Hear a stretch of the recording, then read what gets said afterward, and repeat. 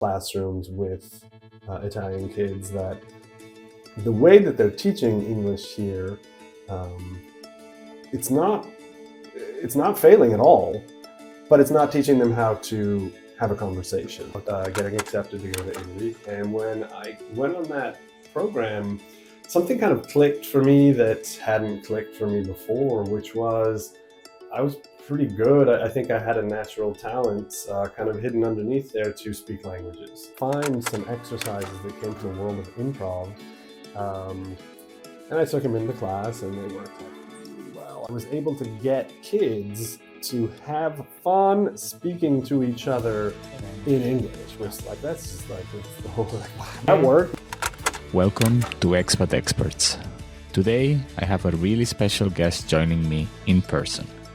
He's originally from Denver, Colorado, but he has spent more than 20 years living in Italy. He started out studying abroad in Siena, went into co-found an international study abroad program, and has dedicated his career to helping students and locals connect through culture and language. These days, he's living in Bologna with his wife and 2 kids. And he's exploring a new fascinating way of teaching English through improv theater. We are going to talk about his journey, his challenges, and his advices for other expats. And of course, we are going to have some fun with cultural comparison between the 2 Italian cities he lived in. But for now, sit back, relax, and let's explore this expat experience together. Welcome to Expat Experts, to another episode. Today I'm really happy to have with me Mike. Hi. We met each other virtually due to Impro Jungle, improvisational theater. Another guest who comes from improv, in this show. There was another one? Yeah, I had quite some people from improv in Greece at the beginning of the season. So let's see if I can start introducing people from improv here in Italy. Yeah. That would be nice also. Welcome, Mike. It's very nice to have you here. So maybe we could start a little bit from the beginning. Where are you from? How did you end it here? Your story, let's say Do you want all of it? I'll try to reduce it down into... Yeah, it's a long one, so maybe... It is a little bit of a long one. As we get older, it becomes longer. Mm-hmm. I'm from Denver, Colorado, so I'm American, and I was born and raised there. A lot of times I get this question but don't you have a mom or dad who's from Italy? I really had no connection with Italy until I was at university, and I went to university in a different city in Portland, Oregon. And there was an opportunity to go on a study abroad program, and I took that opportunity. Actually, I didn't even get into we had to apply through my university to go on the various different opportunities that there were. And I didn't get into the Australia program. Okay. And so there was only a few left that I could apply to. And Italy happened to be one of those. And I kind of just was like, all right, I guess Italy, Australia seemed cool. I don't know, growing up in Denver, I was very into the outdoors and the wilderness. And Australia seemed like it had a version of that I hadn't experienced. That's cool. But I didn't get in, and so I ended up getting accepted to go to Italy. And when I went on that program, something kind of clicked for me that hadn't clicked for me before, which was I was pretty good. I think I had a natural talent kind of hidden underneath there to speak languages. And I don't know, maybe had I gone to Iceland, I would have spoken Icelandic. I don't know. Okay. But when I was there and with this program in Siena, Italy, it was really fun, and I was really drawn to this idea of every day trying to go have a conversation with people and maybe not understanding everything, and then just getting a little bit more from that. And this program had host families, and so I lived with a host family. And so at the end of my kind of 3.5, 4 months there, I couldn't say that I was fluent, but I was really comfortable with getting around and talking to people. And that's something for me in what I had done in school. Up to that point, I hadn't ever really done that. I hadn't had that experience of seeing yourself speak another language and actually do it, and through that gaining all of this other insight that you get on your own culture, on yourself. And so I thought that was fantastic, and I had a 1.5 years to go to graduate, and so I went back and spent that year and graduated. And during my kind of last year at university, I was in touch with people in Siena, and it's like I didn't feel like I had finished my experience, Okay. and it would be interesting going back. And this was like in 2001, really 2001, 2.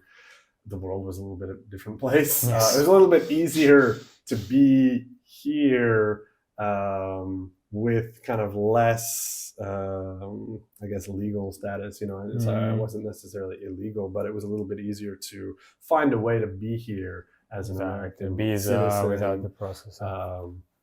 And so I was able to kind of go back to that same school. And I didn't really have much of a plan. When people said like, oh, what are you going to do when you finish university? A lot of people kind of had a plan. I'm going to grad school, or I'm going to travel for a year, and then I'm going to come back and do this thing. I just said, I'm going to go to Italy. And honestly, I don't know, in some ways that was, you know, I guess maybe brave. In some ways it was a little bit naive too, in retrospect. But that's what my plan was, and that's what I did. And so I went back to Siena, and I was doing kind of anything that I could, but I had been in touch with the person who was the co-director of this program that I was involved with. And I was kind of marginally involved with the program there, like, you know, if they needed some like heavy thing moved from a room to another.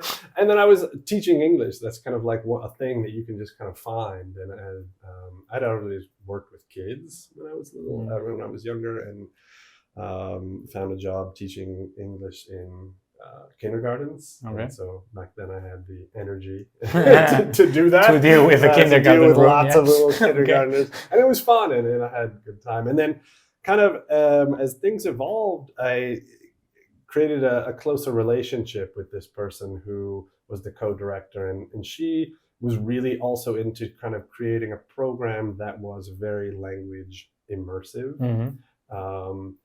And the person that she was co-director with was much more into doing art and having a program that focused on students who were interested in, you know, either being artists or focusing on art itself. And so they ended up kind of going separate ways.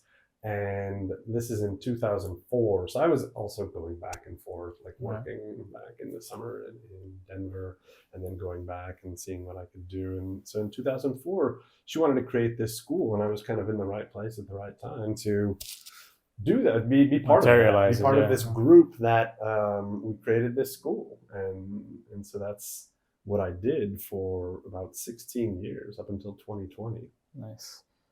Was this program to learn Italian, or it Yes. was okay? Yeah, okay, yeah. Or it was just like a random program of I go to Siena and I know what happens. And you do what I did, just like you live there. Yes. So the idea there that there's this model of study abroad, which is very it's very common with U.S. based universities, also some others as well, but in Europe, you have Erasmus, where you have just all of these universities that are kind of already interconnected with one another. And so if you want to go to another country for an experience, you just go to the office at your university and they say, okay, you can go here, and they kind of set it up for you. What they don't set up through Erasmus is all of like the kind of local logistics and, you know, getting students. They kind of say like, okay, you go there, Spain, but it's you go on your own, and like, here's the address of the university, and you have to figure it out, which I think is a good thing in the end. I think that gives the Erasmus students quite a lot to do. Life experience. Absolutely. The U.S. universities are a little skeptical of that, and maybe skeptical of their own students' ability to actually deal with so what they want is they want a little bit more in place as far as structure to be able to help the students kind of navigate everything. But on the same side, what that does is it creates the opportunity for some programs that want to do this to really get students close to the local culture, which often the Erasmus student, you might have a specific an individual who's really good at, you know, finding ways to be involved, but a lot of times they end in this bubble of Erasmus. The Erasmus bubble, and I mean, certainly that exists in a lot of American programs, but this particular program, so we had partners with lots of U.S. universities that would agree to the students would take academic courses, and so we worked with university professors or our own professors. And my job wasn't to do any of the academic stuff. My job was I was the coordinator for all the host families. So all the students coming to this program, no matter their language level, they could be beginners or advanced students. They had to live with host families, and then everybody else also had to do volunteer work. So it was through service learning is what kind of there's lots of different ways to call that, civic engagement, things like that. But for us, it was a way to have students as really part of their Italian language experience out in the community doing things with local organizations. And so my job was to manage the host families and create all of these opportunities for students. Yeah. I mean, funny enough, the only experience that I did abroad in sense of like doing community stuff and not learning languages, I was in the US, I was in the UK doing like language exchange programs on summers. And the only one that I did in like service work was here in Italy. Really? in Brescia. So I know what you're talking about. What was that? What did you do? Basically, we did deforestation and work in a forest, and then clearing paths and putting signs for trekking paths and everything. It was pretty cool. It was less focused on learning the language on itself, but it was an interesting. It's when I fell in love a little bit with Italian, when I start realizing, as a Catalan who speaks Catalan and Spanish, this language is relatively coming easy, you know, I used to listen to a lot of Italian music, but it's when I spent here like a couple of months and I went out like speaking Italian a little bit because it's very similar. And once you are inside of the circle, of course, I still do mistakes right now when I speak but I realized that it interested me and I like it here. So it was maybe the one that triggered why we are here right now. So, I mean, it is a thing. I mean, for me, I had this kind of extra immersive thing is that not only was I sometimes even a participant in these things, but I was also working with the organizations or working with a school to try to get to make it functional for everybody involved. But so I had to have an eye for like, what are the things that students who are only here for 3 months, what are they going to be able to experience that will give them that, that will get them as close to that as possible. And of course, not everybody is the same. Some people are going to maybe enjoy themselves, but not fall in love with anything. But so that was what I did. And I kind of really liked this position in this thing that I had where I was able to be this bridge. And I kind of created this position for myself, and I did that for a long time. That's the point. How much time did you spend in Siena? Because now we are in Bologna. We are not in Siena. I have the poster even here, like representing, let's say like this. So there has been a change of city. It has. But inside of Italy. You spent quite some time in Siena. I did. Though. Yeah, I did that for 16 years. And I got to know the city really well. I made lots of good friends there, and working with this very unique organization. I think that's the thing. Pretty early on, I kind of recognized, although I don't think that I saw everything fully clearly, but I did recognize that this organization, and especially the woman who is the director, were very just different in the way that they thought about the business and the program itself. And so I didn't have a very normal introduction to what it's like to work in Italy from like, I guess the like fiscal point of view, or like the dynamic point of view, like, if I get this job, then I'll be able to, maybe apply for another job if I do this. I was just doing that. And we were just trying to build this program and focus on that. And so, for 16 years, I did that. And Siena is it's a very different place than Bologna. Yeah, I can imagine. Uh, I know actually, but you do, yeah? I want to ask you later, do Okay. a little bit of comparison mini game Yeah, about Siena, absolutely. Bologna, because it is a different life, that's for Probably sure. a whole podcast just on Siena. When does Bologna come in those whole equation? Then, So along the way, as it happens, as we grow as people, you meet people. One of those people ends up becoming the person that you want to marry. And so I met my wife. She actually was between her.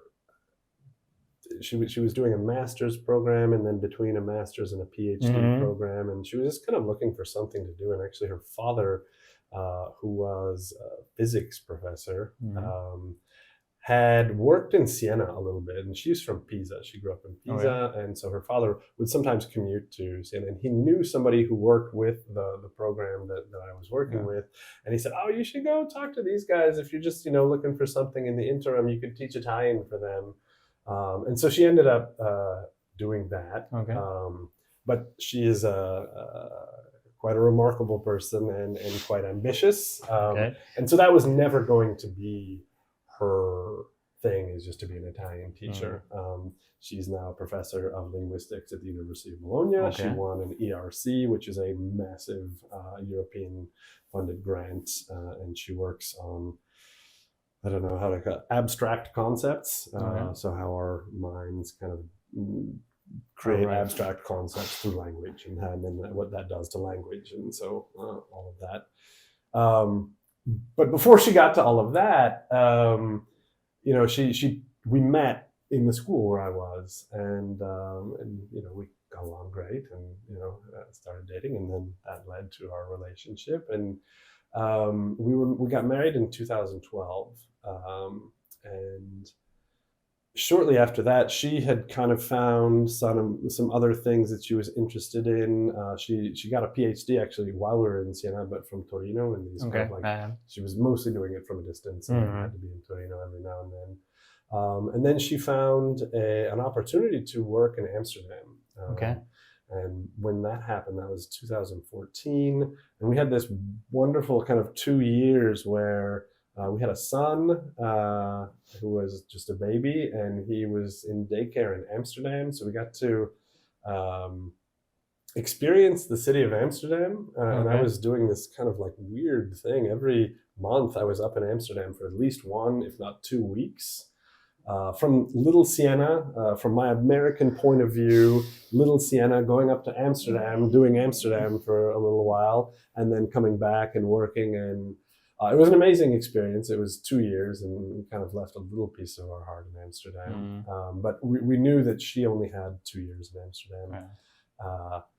And the idea of neither of us being employed there, it's a very expensive city. Yes. So it was just no, we're going to keep going. And so that ended. And then she had a brief stint at the University of Oxford. So you can't say no to that, if that comes knocking at your door. So for her, she was traveling, and our son this time was with me in Siena. And she was traveling a lot back and forth. And then during that period, also we added a daughter. And so it was very clear that we all needed to be in the same place. And this opportunity at the University of Bologna kind of presented itself. There was kind of a moment when both of us were just pretty convinced that it was going to be her career that was going to take us out of Italy. And then this opportunity presented itself. And and this was right before COVID, and it was a bit of a hard decision for me emotionally. For the family, I mean, that was kind of the easy decision. It was this is what's going to have to happen. But emotionally, I had done everything with this program, and my career was just tied to this program. And the hard facts of it is just having a small, independent company, really, in Italy is really hard. It's a really, really hard thing to do.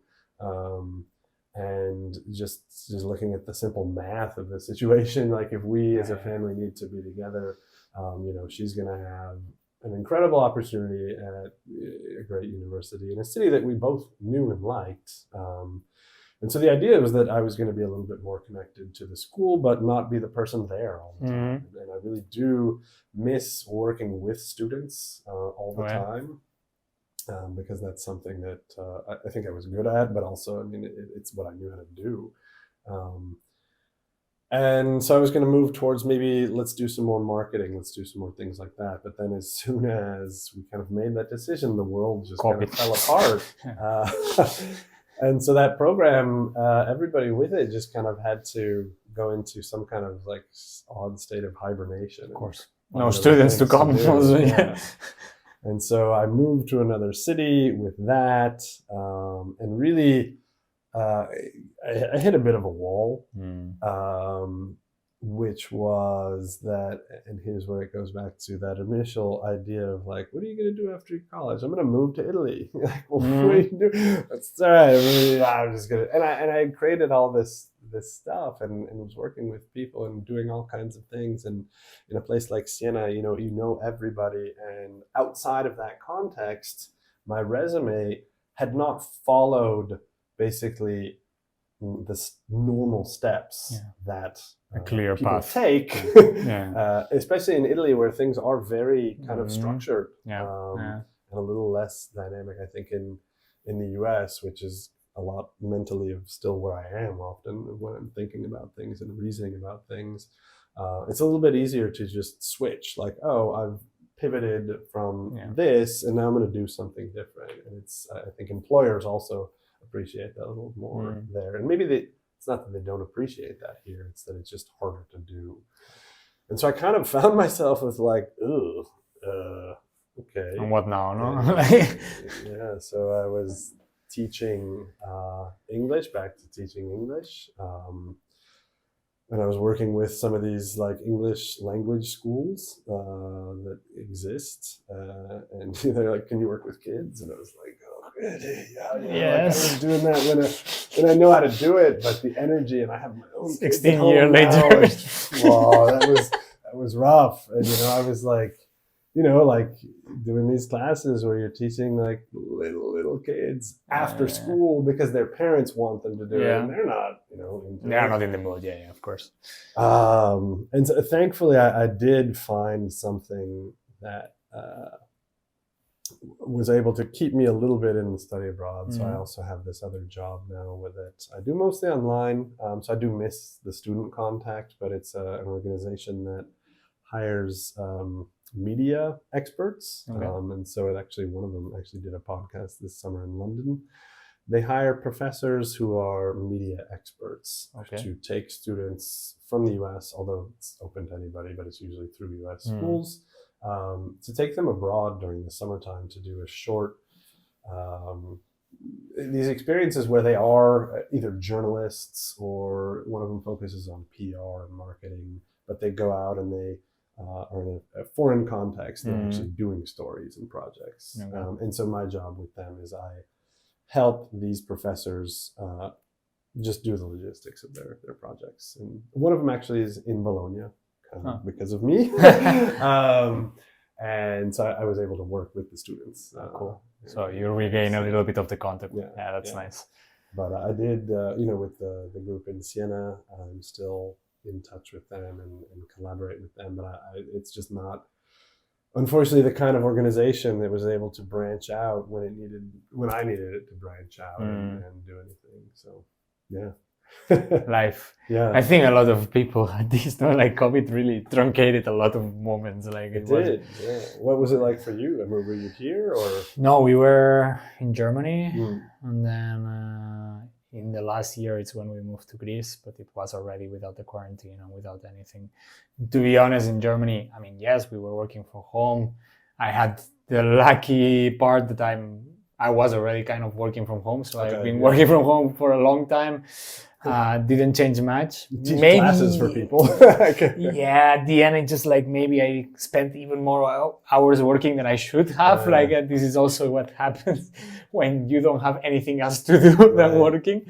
It was challenging, but I would say that in Germany and especially in Frankfurt, you were still able to walk around. There was no really strict quarantine. There wasn't a strict curfew or night at night, but nothing else. You could still go for a walk in a park with your partner or whatever. Like you could still even manage to be like 2-3 households that you put as reference and then go visit that once only.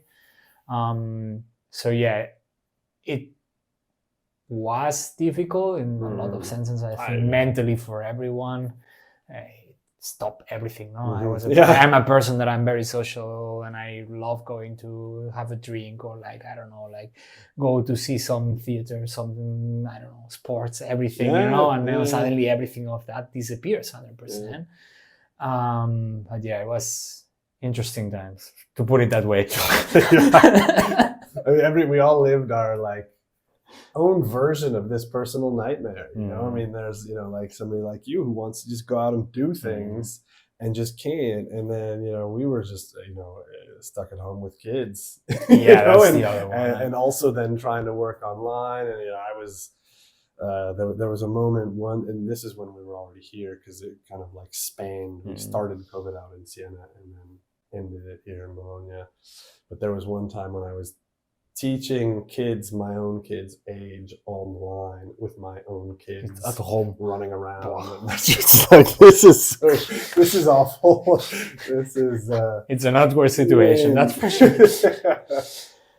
When does improv come in this whole mess? Because at the end we started the episode talking about the improv jungle a little bit, but I know that you have some courses now also inside of the whole thing. So improv comes in this a little bit COVID. So I'm there, and one of the things that one like me who is a native English speaker in Italy can find is that it's possible to find some jobs with the public schools. What's kind of like it's really demoralizing is that you can't get a full-time job as a teacher here unless you, as a language teacher, unless you have gone through the university system in Italy.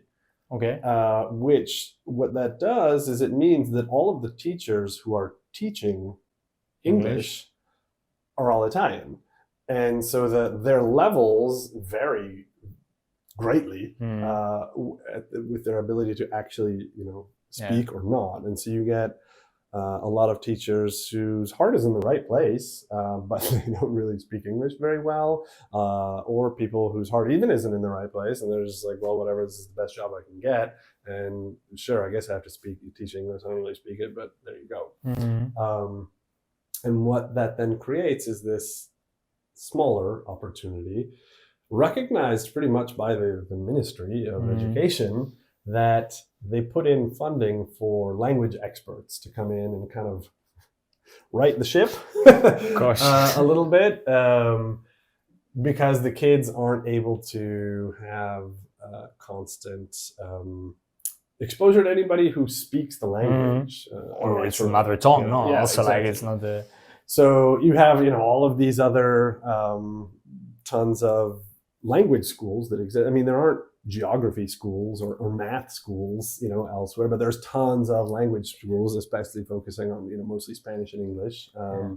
After school. Because in the school, and they're after school things, but there is some funding. And so it's possible to kind of create a patchwork of, it's called the lettorato in Italian, which is this like expert coming in and doing conversation stuff with kids. And so you can kind of work at one school and another school and another school and kind of create this patchwork of enough hours to kind of resemble a full job. Full time. Not really. But anyway, that's what I had. That's what I could do. And we were still kind of on the end of COVID. And I was working in a middle school, getting them to do kind of fun activities where we're talking, we're getting engaging. And I happened to just like find some exercises that came from the world of improv. And I took them into class and they worked like really well. I was able to get kids to have fun speaking to each other in English, which is like, that's the whole, like, wow, that worked. And you pass an entire hour of that and the other kids are paying attention. And I was like, wow, this is a really powerful tool. I have to give a little shout out to a person who is a friend of mine from high school in Denver, because she also, seeing what she does, then kind of helped me put this idea together. She has a degree in sports psychology, and she created this thing called improv alchemy, where she works with teams, and she actually works with a number of NFL, so national football, American football teams, and she works with groups of players and often even their families who are just joining the team to help with the communication, because it's such a big jump to go from, maybe you're at university and you've kind of got all these people working for you and you're doing things. So now you have a contract, you're moving your family, they're going to have messages, you have a diet to follow, you have all these things, and then you have a game, and then you have to concentrate and you have to learn all these new things. And there's so much to do there. And it's kind of like, she works with these teams to help with their basically onboarding of new players and families. And so she obviously is somebody who understands this powerful tool that improv can be. And so this little light went off in my head. I was like, well, maybe, does anybody do this? Does anybody use use improv to teach English or languages? And I found some things, but mostly what I found that it's like some of the exercises in the inside of regular English class, or like using it specifically for grammar, things like that. Oh, that's interesting. I wonder if anybody does that. And so I already kind of like started this idea. I got it way ahead of myself before, and one of the there were some kids that I was teaching private lessons to. Their parents have Fanta Teatro, which is this massive organization in Bologna. So they are some of the, I guess, owners of it, the soci in it. And so they do theater for kids, and they either teaching theater or putting on shows. And I asked them, like, do you know anybody who does improv? Because this is like, I think this is a great idea. And they gave me a phone number of these guys, Federico. And so I called them up and I said, hey, I have this idea. Are you guys interested? I'm going to do it. And they were like, cool. That actually sounds really cool. But have you ever done improv, Mike? And I was like, no. And they were like, yeah, you might want to come do improv. And I was like, okay. And I went and I did it for, I went to the first few lessons and I had a great time. It was wonderful, but I was immediately, I discovered immediately that, there's a lot more to this than I'm ready for to be a teacher for doing this. So I spent 2 years doing it before really feeling comfortable enough to kind of experiment with people and try this thing. And then, so now I've been doing it for 4 years, but last year I created this thing. It's called Impro Conversation to help people with conversational English. And I have to be honest, I'm not ready yet to work with people who have no English, but I'm confident that I can work with people with very basic to upper level skills. And I created 2 groups, a lot with the help of Impro Jungle. They kind of helped me to get the word out. Like, hey, this guy's going to come do this thing if you want to go do it. The lessons, if I can work with a group, it doesn't cost much for an individual to do.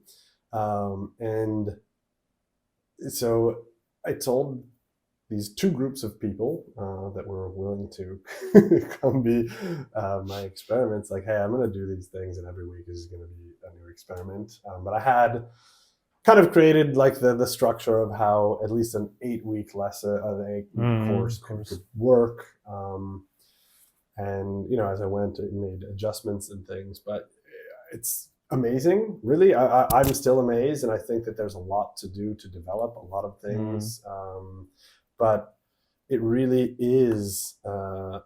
It's a way to create the thing that's missing in so many language classes. And I've been when I was back in Siena, one of the huge projects that I ran was this project that sent all of the native English speakers, and we even had a lot of native Spanish speakers too, and I was doing the same things with high schools and whoever was teaching Spanish, but native speakers of the languages going in, and through the volunteer work that they were doing English with kids from the kindergarten all the way through the high school level. And so I had to work with all of those teachers on the back end to help them understand, okay, what our students are capable of doing, why they're there, that they're only going to be there for a finite amount of time. But I got to see a lot of how it all works, language instruction. And, I can say absolutely with confidence, I've been inside classrooms with Italian kids that the way that they're teaching English here, it's not failing at all, but it's not teaching them how to have a conversation. How to go out and speak it. I've been in classrooms where the Italian students are explaining to the American students how English grammar works, know? And so they're learning it well because that's what they're being taught. But then they get into a situation of like, how are you? Like, oh, it's panic. And that's, from kids all the way up to adults. And so what I'm doing through this improv stuff is it's creating that thing that is the spontaneity, which is so hard to recreate from a book. You're not going to get that from a book or a worksheet, or even the little exercises that are kind of like, okay, I'll be the shopkeeper, you be this, and we'll read our lines here. You can do that. Just add a little sprinkle of improv to it. Yeah, if you do it with improv, it kind of might work, I think. But it's a dynamic of putting, okay, we are doing this and we are feeling that we are doing this. I had the same problem. I must accept that at the end, like in Spain, we have the similar problem that you are describing. I used to go to a private school after school to learn English and this kind of stuff. It's very, very common. It's a common thing, I think, in a lot of Mediterranean countries, probably. Greece, surprisingly, the level of English is very good. Because they never translate anything on TV. Yeah, it's everything raw and it's cool. I mean, it works. Like, surprisingly, sometimes you're like, what, you are 90 something and you speak this English. It's just like, what, how? But yeah, in the end, like I feel the pain, and it's also because you're sitting there in a school table and they're telling you, no, you're a shopkeeper. I'm here, like, what are you telling me? I have geography in 20 minutes and 6 hours more afterwards. And then too, there's so many things too, like this usually, like, let's do something fun. Let's talk about yourself. Let's talk about ourselves. Let's talk about music. And a lot of times the kids, I don't know if I tell me about yourself right now.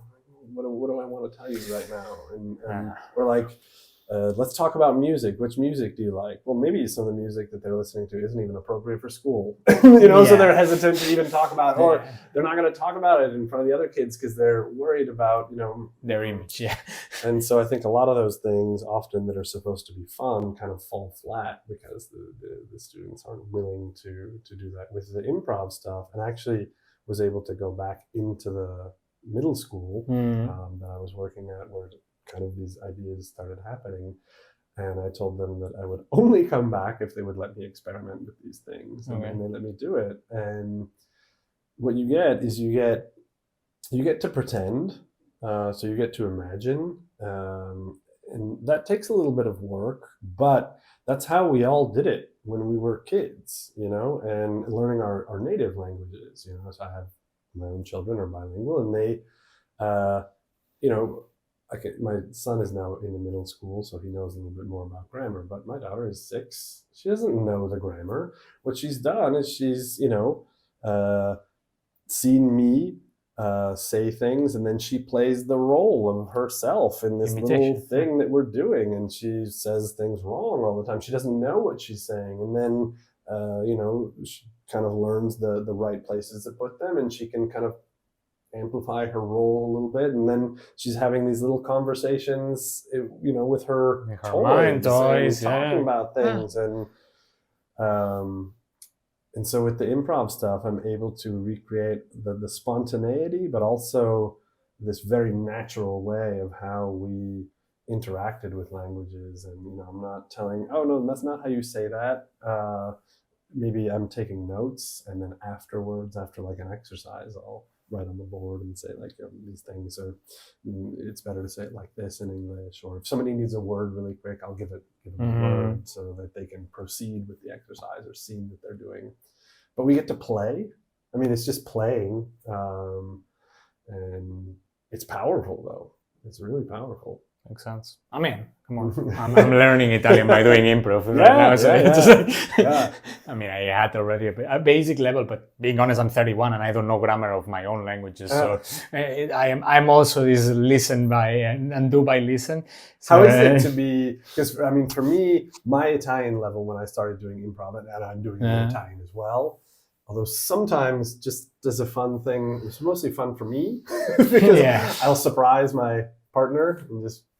I speak English, and so I'll be an English playing person. But how is that for you? Right? Well, it's kind of funny until you have one of these grammar exercises that it's just like, oh, let's talk in rhythm, and it's like, no, this is not happening. No, even for me, there was one like we'll do Shakespeare, but as it is in Italian. I'm not gonna. This guy's good.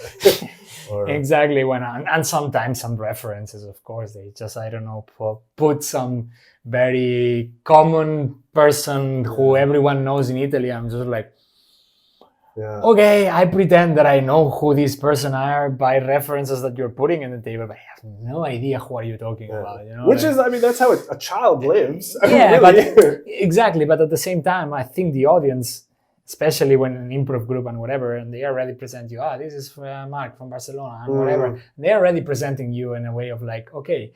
And people tend to also laugh at this moment of like, they see your face, like, and they are like suddenly talking about Fedez, and you're like, it works. Who the fuck is Fedez? What are you talking? What is Sanremo? Like this kind of stuff. Like, but it happens, and it ends being in a funny situation. So it's nice. I like it. Being honest, I never did improv in my mother tongues. So I did improv in English and I did improv in Italian. So me too, which is funny because now in the classes that I'm doing with the people, whether I'm with kids or with adults, I also am a participant. Like I make a point to not always be a participant, but often be a participant because I can then offer the native interaction, of course, and stuff. But it's funny because that's the first time that I'm doing improv in English, it's interesting because I'm also dealing with people who are definitely beginners in improv,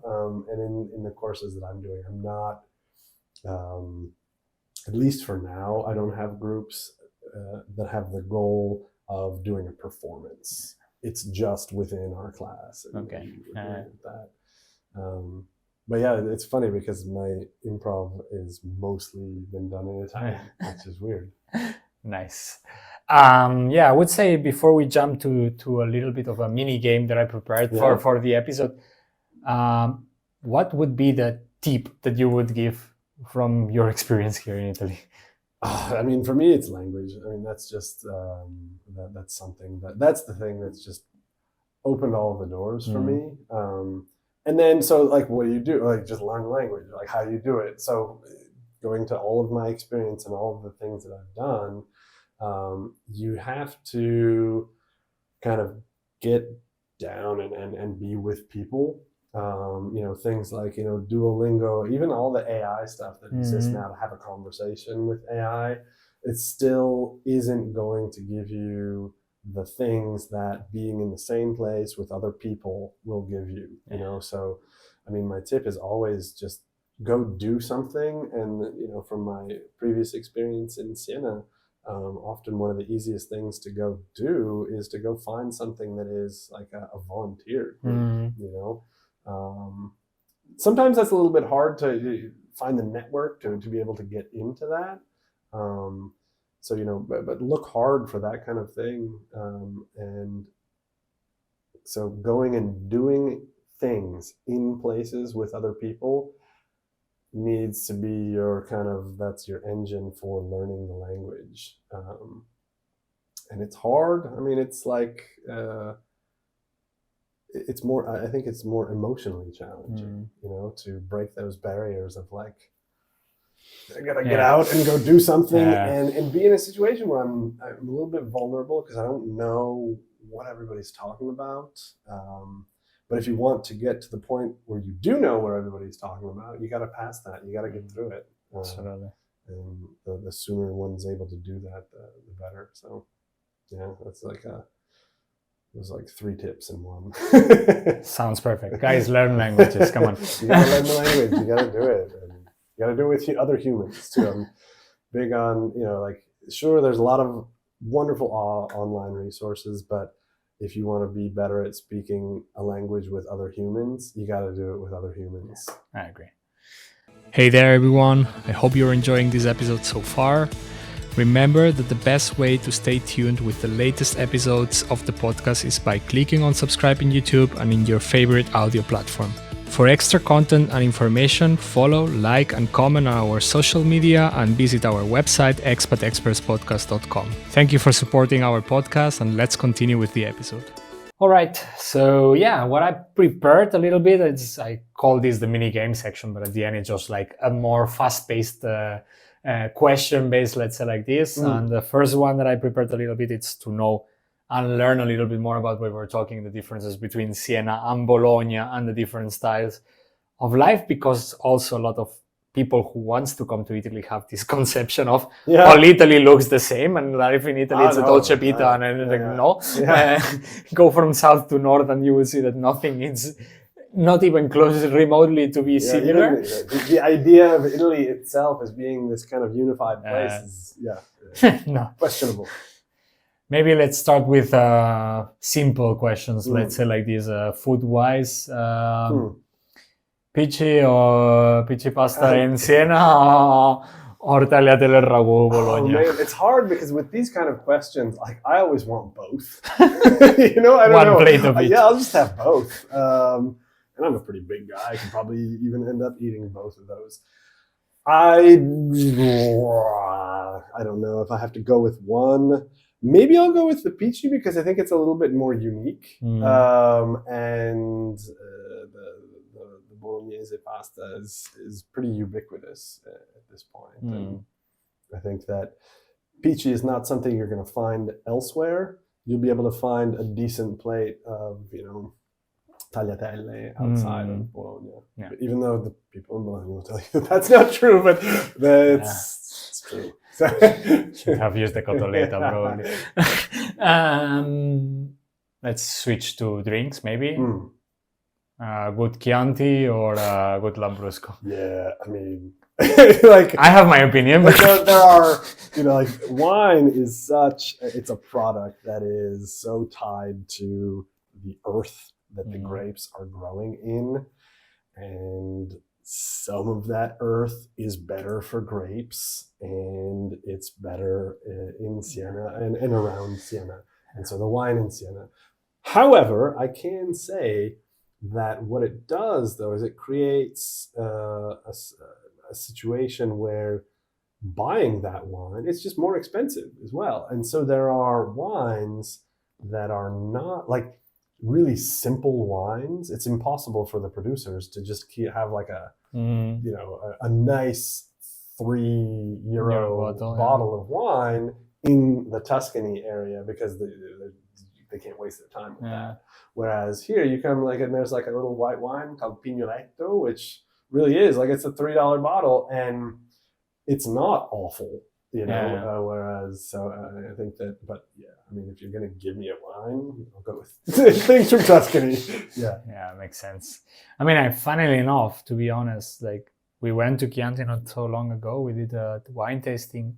Didn't convince us that much. And it's also a matter of like, there's so many wineries right now producing Chianti in Chianti. Yeah. And there is these big ones, even though they are family traditionally, but they are becoming a corporation, a big corporation at the end. and then even you don't know. You never you need to know exactly where you are going and have recommendation from locals. I would say if you go to Chianti, if not, you are ending going to tourist traps, let's say like this. But it can be also in a small winery that it's not that good the quality of wine, and then big corporation doing proper wines. It's strange. Like it is a little hard. Find it, like, because of Tuscany being the place that it is. It is a little bit hard. I was lucky enough to have one of my very, very good friends in Siena. He's not from Siena, and he actually works at the bank, so he's got a job at a bank. But his passion is wine, and he's gone through all of the levels of being a sommelier. Nice. So if I needed to know anything about wines, and I actually involved him, he would come do wine classes for our students. But yeah, I have the in on. And nice. That's the contact that I'm missing. Yeah, well, I'll hook you up. Cool. Maybe a little bit more on lifestyle, like because they are two very different cities. Let's say historical center of Siena, small car-free approach, or the Portici in Bologna. Well, I mean, This is strange, but I think that I used my car in Siena more. I didn't actually live in the city center when I was there. I had at a certain point, but earlier on, when we had kids and everything, we lived right outside. And it's not a huge place, but that meant that I had to drive everywhere because there's not like a massive transportation system. There are buses. Our students were using buses going from their host families to school and everything, but it was just faster for me to get around and do things in a car. Now, in living in Bologna, it's much more crowded. I don't live in the city center either here, but there are weeks at a time when I just don't, I forget where I parked my car.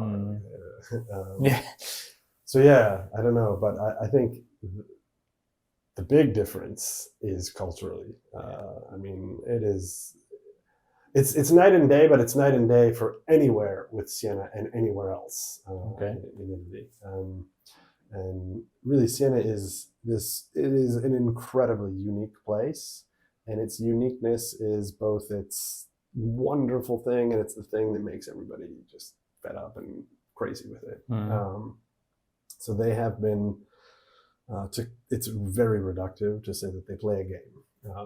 Because it's much more than a game. But imagine if we have a horse race that the people in the neighborhoods are involved in for 1,000 years. Then it gets serious. People's lives become intertwined with this thing, and that's what they've been doing. And so they have the Palio horse race. I encourage you to go look at it and see it if you can. Although I do have to say that I try not in the things that I do with working with students. I try not to promote it as just a thing to go see because it's a small thing. It's a small place, and the more and more people that go to this, especially without knowing how it all works, are the thing that it's kind of breaking it down a little bit.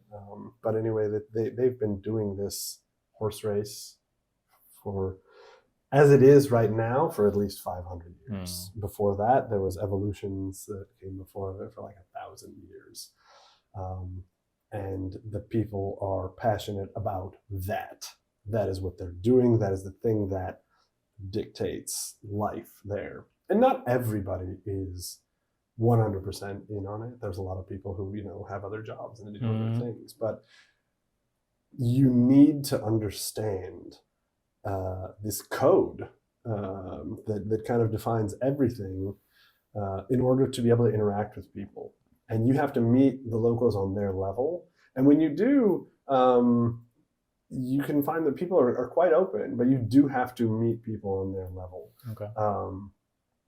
And not everybody really understands that. Siena has a reputation of being a place that's chiuso. Everybody says i senesi sono chiusi.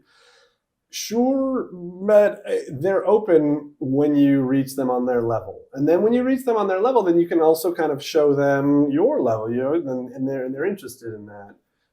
But there is this kind of constantly having to interact under this code that it all ties back to this horse race, but the horse race is connected to neighborhoods, and the people are baptized. Like my son is officially baptized into one of the neighborhoods because he was born in Siena. And then just understanding the do's and the don'ts and what you can say and who you can say it to and moments and when you can go on vacation because this is your neighborhood's time to have this like festival every time of the year. So that's not when you go on vacation. Or for me as a person, I decided to not become baptized in one of the neighborhoods because I want to go and I want to do the things that I want to do. And I also didn't grow up with like a group of kids from that neighborhood. Yeah. And so, that was my own choice. In Bologna, you don't have that. You don't have to deal with understanding some kind of like code that's underlying everything. It's a city that has always been very open to lots of people coming from elsewhere in Italy and elsewhere in the world to interact. And there's lots of things. There's kind of there's 4 or 5 different improv groups that I found here, and Improv Jungle was the one that I ended up working with. But that kind of stuff isn't happening in a small place like Siena. And actually, it's funny. One of the people who Federico with Improv Jungle worked with forever is from Siena, but he worked outside of Siena most of the time, just because it's such a small place that's only concentrating on one thing.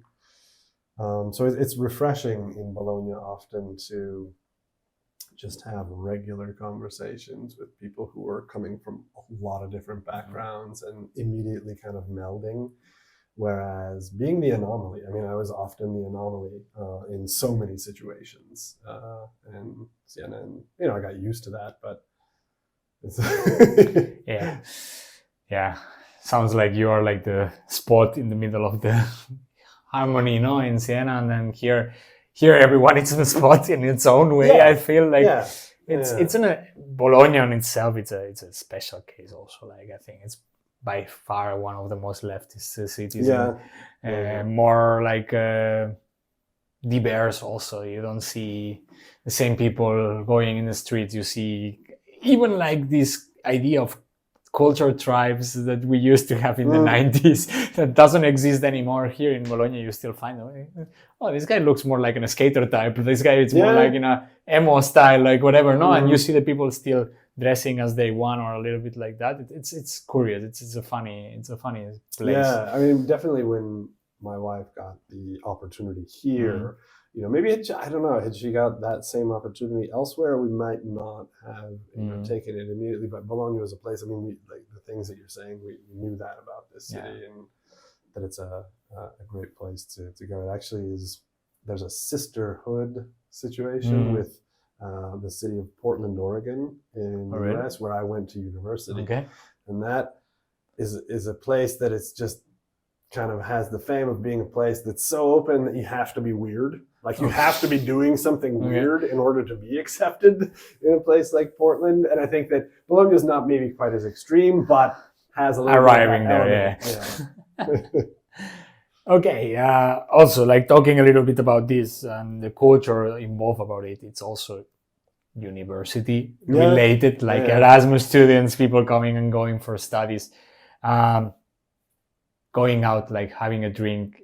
I suppose Siena, calm evenings for a drink. Bologna, hesitant, like vibrant nights. No, probably. I think that unfortunately for me, in the time of life when I came to Bologna, a lot of like I haven't been to any clubs here, and I know that there are big ones. I came here and we had a 6-year-old and a 1-year-old when we came here, and so that kind of thing. And also my experience in Siena, I was able to infiltrate a lot of situations, and one of the groups of people that I was became really close to was guys who I played basketball with, and they were the ultra for the basketball team in Siena. And there was this wild stretch of years in like the 2000 to 2010 time when there was some money laundering, and it had nothing to do with the team itself, the club. It had to do with the bank that was doing some shady stuff and just funding things left and right. But it meant that they had this wild moment where they had one of the top basketball teams in Europe. They were playing in, like, I got to go to like EuroLeague games, and they won the Italian title 8 years, 7 in a row. Right. And so these friends of mine were like, you know, the wild guys behind the and like, you know, dudes like getting arrested and stuff. And I wasn't part of that, but those were like my friends there, and hanging out with those guys. I mean, like, we had some pretty wild times in a very quiet Siena, you know. Definitely more than so that the potential wild times that I maybe could have had in a place like Bologna. It's just not in that point of life anymore. No. I mean, I didn't meant in the sense of clubs, because I feel old in clubs, and I'm 31. So here in the city, you enter a club and you're like, what am I doing? I mean, I'm in my 30s. I'm not that old, but people, it's too young. I don't know. Like, I am feeling that. But I do appreciate, like, if my wife and I want to go do something. I remember when we were in Siena, like, should we get a babysitter? And it was kind of like, to do what? You know, like, we'll just bring the kids along and go to the same restaurant with some friends, or go there without kids, which, you know, there is a moment to do that as well. But here, you know, there's so many things to do. I mean, you just look at like what's happening in Bologna this week. You know, that's one of the things that I actually tell, you know, people like who like, oh, we're going to be visiting, you know, what's there to do in Bologna? And I say, like, okay, first of all, there's all of the touristy things, and those are things that you probably may already know about. But, you know, with respect to Siena, where you wouldn't look at, let's see what's happening in Siena this week, it's the same, unless it's the week of the horse race. And then that's a whole different thing. Sorry. You know, you like look at what's going on in Bologna, you're going to find all kinds of things all the time. And so that I really do appreciate that, even though I don't get to do as many as I'd like to do, but that is something that's great about here. Nice. Yeah, I mean, I'm feeling the same, but it's like there is this Instagram account called Bologna Prevenza. They post daily about parties that are happening in the city and concerts and live music and so. Daily, Monday to Sunday, every week, like, and it's 3 posts of things happening. It's crazy. It's the amount of things. It's overwhelming. Also, sometimes it's just like there is 2 things in parallel that I want to go, or sometimes you're like, all of these are nothing. I like nothing of what is happening on all these long lists of things. But yeah, it's an interesting city in that sense. Maybe one last one related more with what you said, kids, education in that sense. Raising kids in a city like Siena, where probably it feels more like people knows each other better, or like it's more small, or in a city like Bologna, where probably it's more like, okay, they have probably more freedom also of doing things. I don't know. Honestly, that's a tough question. I think we're very happy with what we have here in Bologna. I will say that there are some things about the specific Sienese culture. So I don't know if it would be the same way in another small town in Italy. Maybe, though, a little bit. But specific to the Sienese, you have the city that really for 1,000 years was broken up into these different neighborhoods. And those originally existed, and they still do exist, as kind of a way to have smaller units of the society kind of take care of each other. And so being part of these neighborhoods is kind of, I saw it as fundamental. That's why I thought it was important to have our child be part of one of them officially. And as a father, I would take him there and do things. And everybody in those situations, everybody is everybody's parent. And that's a thing that I think is pretty special. And so I've gone back with my son, and he still has some friends there. Our daughter, she was a baby when she was there, so she doesn't have as many friends there, but he has some friends still there, and also in his neighborhood. And during the Palio last year, I was able to do a thing that it wouldn't be able to do here, where my son, he was 11, he didn't have a phone. And, I said, I'm not going to bring you into the piazza because it's just too much of a mess. It's too, you're not going to have any fun either, too. And there's no bathroom. It's a whole thing. So you just go into your contrada, that's what the neighborhoods are called, and I'll find you when it's done. And that's not something that I would have felt comfortable doing, like during a concert here in Bologna. Just be like, all right, my son's name is Sean. Sean, whatever, you're going to be over there with your friends. Cool, I'll see you in 4 hours around here. I don't think he would have been comfortable with that. But, that is a really special thing that I think that it really is possible in a place like Siena. That said, we're a family that, we've lived elsewhere in the world. We've done a lot of things, and we want to be internationally. They're both bilingual, and we want to have as many opportunities for them as we can as parents. So I think Bologna, in the end, does win out a little bit. And I have this, privilege to be able to also walk back into Siena and have a place, at least for my son. And, if my daughter is interested, I'm sure I'll be able to make those connections. But in Bologna, they are just exposed to so much more. My son's starting middle school now, and he has to take the public bus, and he just does it, and that's a thing that he does. And there's so many more opportunities, I think, here for them to be exposed to so many different things. Nice. So, yeah. Well, I will ask you the question that I remember from the audience because it caught my attention, so it was interesting. I think it was from a user called Ana Ferreira, if I don't remember correctly. Sorry if I butchered the name or the hashtag or the naming. She asked, what is the sentence that you cannot get rid in Italian now, like that you are using regularly, or that you are like adopting as if it was part of your normal mother tongue? So last year, it's not a sentence, it's a word. Okay. It's a word. I can't do it. I have to look it up online and see how to spell it, because I had to write it a lot and I have to say it a lot, and I can't do either of them. So last year, in doing the improv stuff that I do, I added a third group, and it was a group of orthodontists.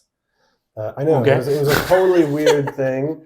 And they do improv about Well, no, so we didn't do, but I was like, what do you That's very complex words coming. Yeah, what are you guys, what are you interested in doing? And they said, look, it's not for work, but it is for work. What we want to do is, it was the people at the university who, like a group of professors and their doctorate students, who wanted to do a team building thing.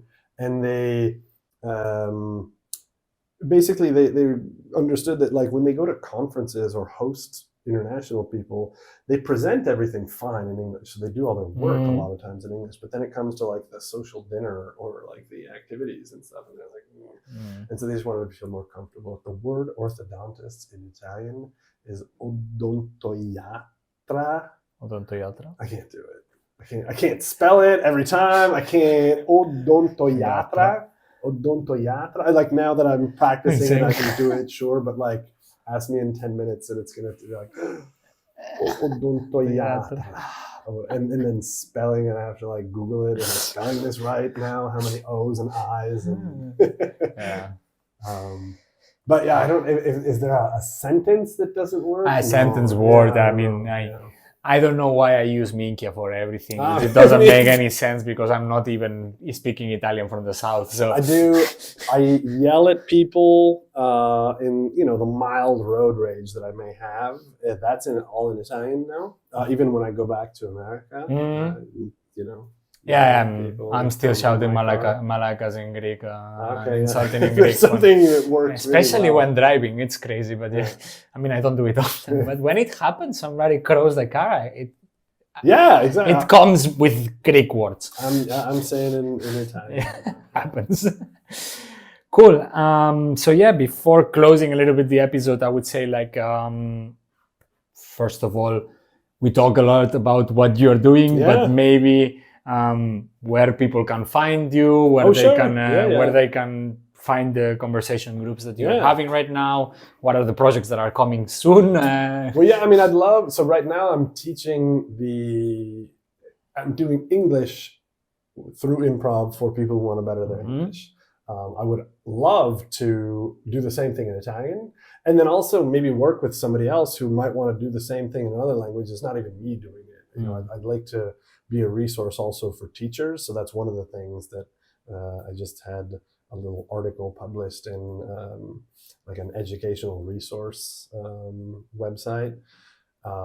So I would very much like to grow it, not only with just English. But I could do it in Italian. I feel a little bit, I don't know, do you trust that I speak Italian well? I totally do, but I also think that having a native speaker is really important as well. So maybe working with some native speakers, but also if somebody was interested in doing this for French or for Spanish, something like that. Doing some more like that. So right now I have a website. It's called Impro Conversation. And because using the word impro, that's the British, they don't say improv. And so in Italian, it's also called impro. So Impro Conversation. And that's where you can find out about the classes. If anybody would like to join one of those, you can join anytime. There's the same thing on Instagram. And then I have an Instagram and I had a blog for 2 years, and it's still, sometimes I'll add something to it every now and then. But I did it, and it's called Mike All Over the Place. The same blog is the same name of my Instagram, where I was looking at things from my perspective as an American traveling between Italy and the Netherlands. And so it's called Mike All Over the Place. It's a little blog that's just still there. It's kind of dated now. Like blogs. Yeah, like they are. It sounds like a blog. What do we do with it? It's there. Yeah. Nice.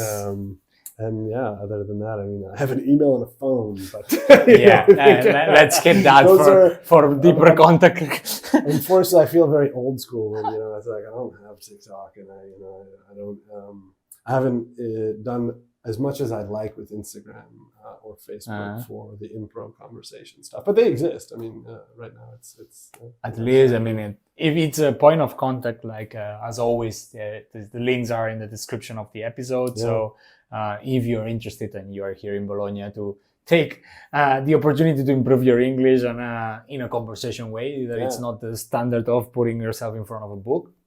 Go check it out. And I'd love also to, if other people are doing similar things, I'd love to talk with people about that. Connect a bit, a network that I just joined that's called the Network for Applied Improv. Okay. Who, it's all professionals doing things, using improv for stuff. Education. Yeah, nice. So, Oh, cool. So also if you are doing improv in other challenges, use that. Connect. For closing the episode, Mike, I would ask you if you have any crazy, ridiculous, funny story that you had from all these years living in Italy, that it would be a nice closing up. I have a lot. I have a lot. But I think I'd like to go back to like way back in the beginning of like, somebody who is just also learning how to be this kind of bridge between cultures. And the literal bridge between the students and host families.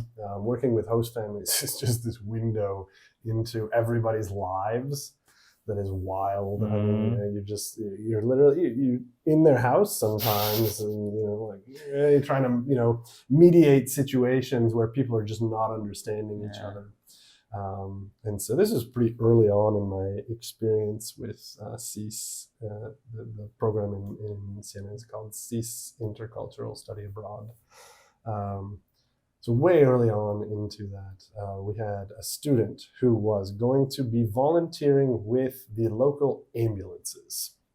There's a way that you can do that, to be a volunteer, because the ambulances have a lot of funding that's just from the state. The ambulance organization has a lot of volunteers that are doing things that are not like the car accident ambulance emergencies.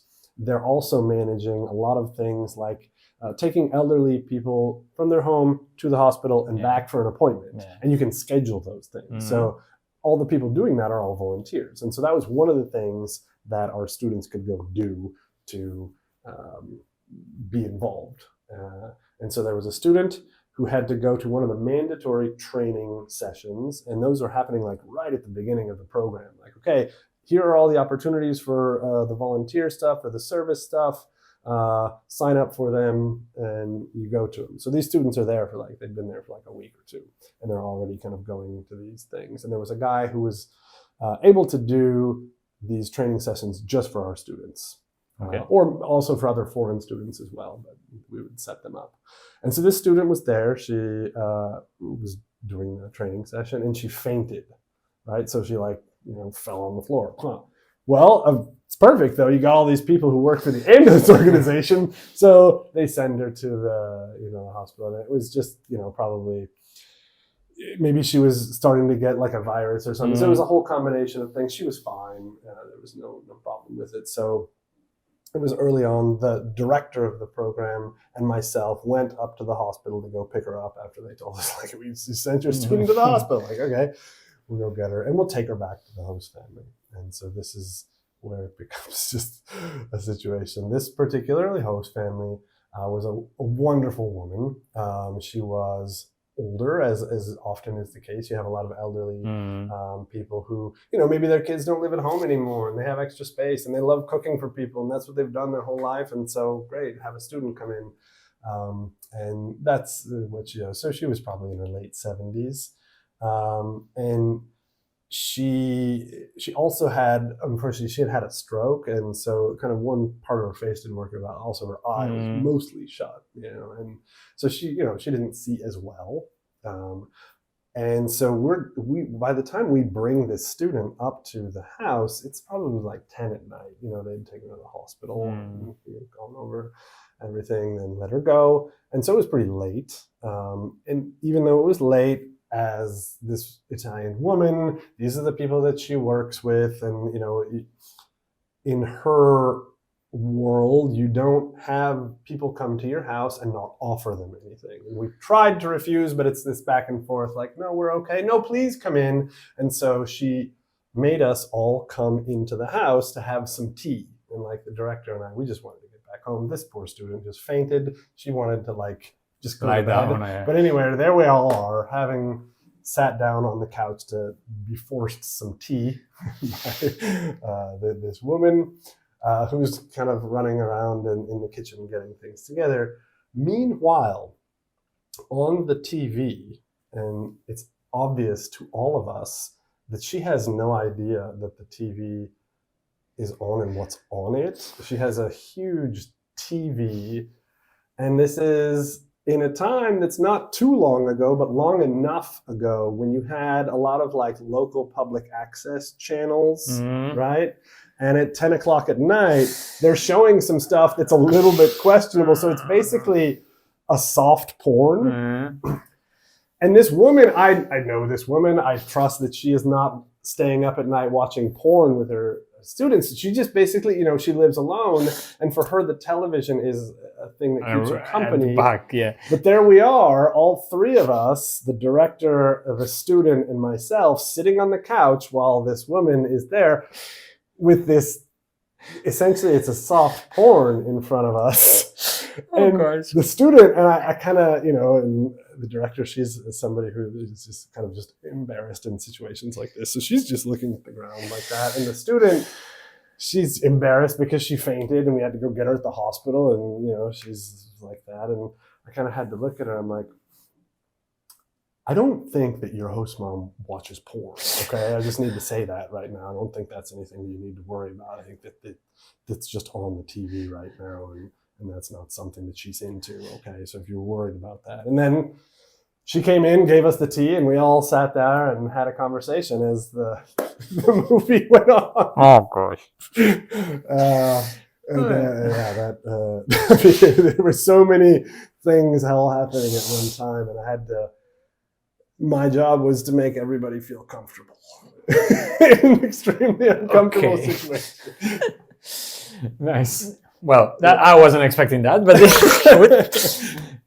thanks for sharing.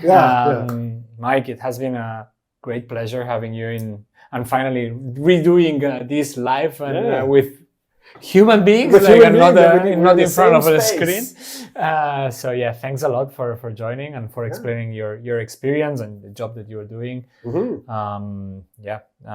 Hope that you enjoyed also being in the show. Oh, that's great! I can't wait. I want to watch it. I want to see you. Watching yourself is always it's strange listening to your voice recorded. As always, if you like this episode, hit the subscribe button, the notification bell. Also check Mike's channels and give it a little bit of love to all the channels possible that you can, as always. Until next time, keep exploring, stay curious, and see you in the next episode of Expat Experts.